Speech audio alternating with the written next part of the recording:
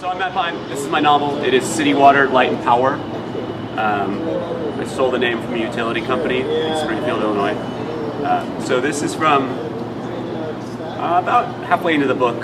I don't think you need context for it. I think it's on its own. The benefit of his job's repetitiveness was that after a few weeks, Jake had largely memorized the script, and bopping through the build became muscle memory.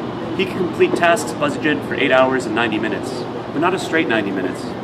10 minutes at a time, 20 minutes if he was hungover, and only then after a pass at the vending machine to deaden himself with caffeine and Snickers-shaped knocks of insulin. Any longer was intolerable. To break up the stupefying monotony, he arranged his work so that one monitor showed both the script and the build, and coming off the other monitor was the scrolling roar of daytime, non-pornographic internet. He read dieting tips and safe travel tips. He read posture tips for how to best sit and click. He knew the best brand of compost bin, and he could describe the shifts in shape, size, and shade of cell phones over the past 24 months. He read how-tos for how to do just about everything. If he were to find himself in Tokyo, he knew just how to spend 36 hours.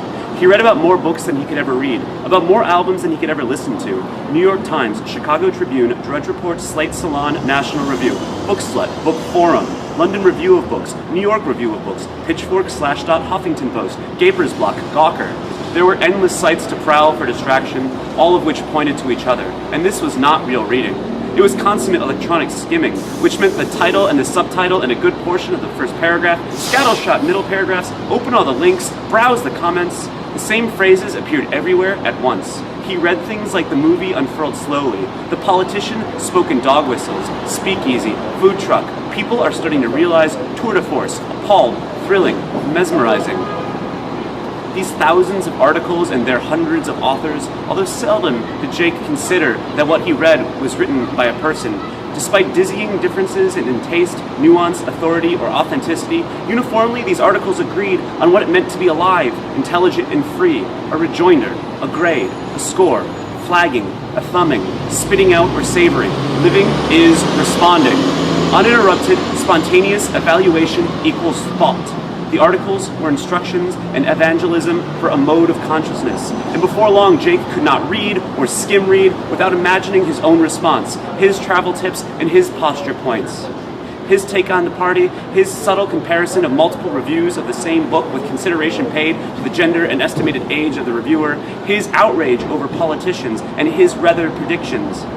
Quickly, discreetly commented on everything he read without feeling guilty, because every time, after all, he was at work.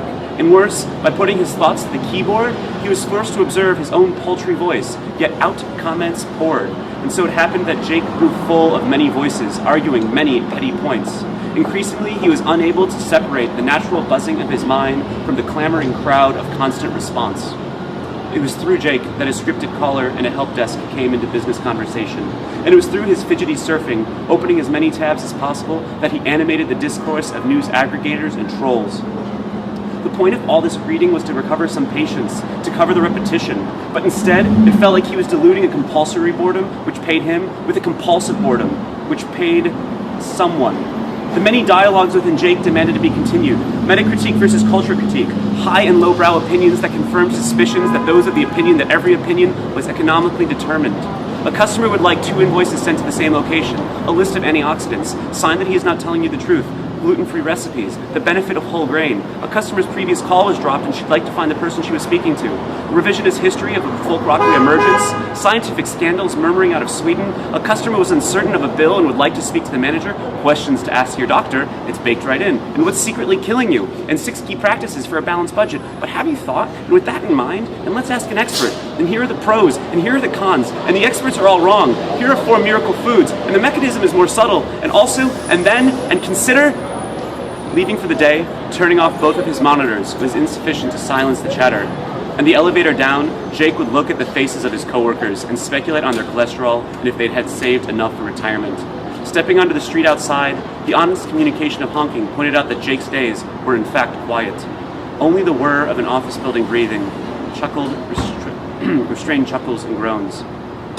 The noise, the deafening, dizzying noise, it banged from within. Jake would be too agitated to read a book or a newspaper on the train, because either one would be too slow, too insistent on cohesion, clarity, and thoroughness.